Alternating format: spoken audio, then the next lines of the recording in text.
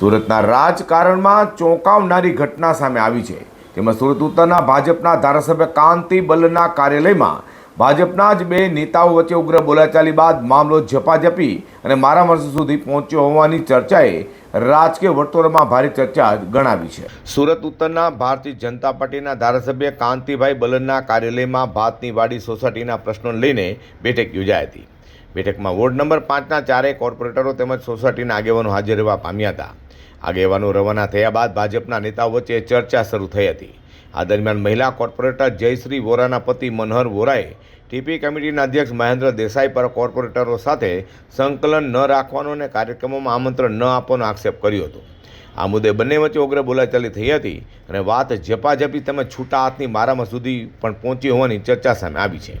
ધારાસભ્ય કાંતિ બલર અને અન્ય કોર્પોરેટરોએ દરમિયાનગીરી કરી બંનેને અલગ પાડ્યા હતા।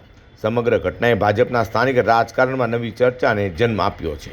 અંદર બોલાવતી મહેન્દ્ર દેસાઈ અમારા વિસ્તારની અંદર જેટલી ઇન્ડસ્ટ્રી ચાલે છે એમાં એનું ડિમોલેશન કરવા અરજી કરેલી, એક અમારા કાર્યકર્તાનું પટેલનું મકાનનું ડિમોલેશન અરજી કરેલી, ત્યારે એ ડિમોલેશન થતાં એ અમારા કાર્યકર્તા દિલીપ નારોડા એના પટેલ બંને કુમાર સાહેબની કુમાર સાહેબે કીધું ભાઈ હું ન એમાં કહી શકું, તમે મહેન્દ્ર દેસાઈ અરજી કરી છે, વરાછા ઝોનલ અધિકારી એવું કીધું મહેન્દ્રભાઈ દેસાઈ અરજી કરેલી છે, તમે એને મળો એ કહો તો અમે અટકાવી શકીએ।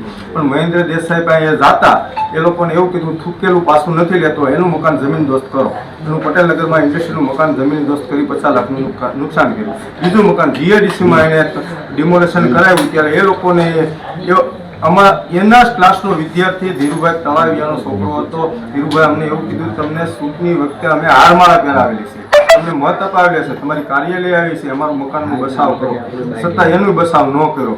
જેટલી સૌરાષ્ટ્રવાસીના મકાન ઇન્ડસ્ટ્રીમાં હાલે છે એટલે કતારગામ વરાછા ઝોનમાં એની અરજી કરેલી છે અને જમીન દોસ્ત કરવાનું કહી દીધું છે। એમ કે ઇન્ડસ્ટ્રીમાં અનલીગલી મકાન છે, તો પોતાનું મકાન એક કામરેજ ઇન્ડસ્ટ્રીમાં હાલે છે તો એ અનલીગલી ગણાશે ને? હવે તો એનું મકાન તમે તપાસ કરો। તો આવી રીતે અમારી ઉપર એને મને એવો આરોપ માર્યો તમે મારું નામ લ્યો છો। મેં તારું સિંગલ નામ લીધું હોય તો મને એક વ્યક્તિ સાબિત કરશે।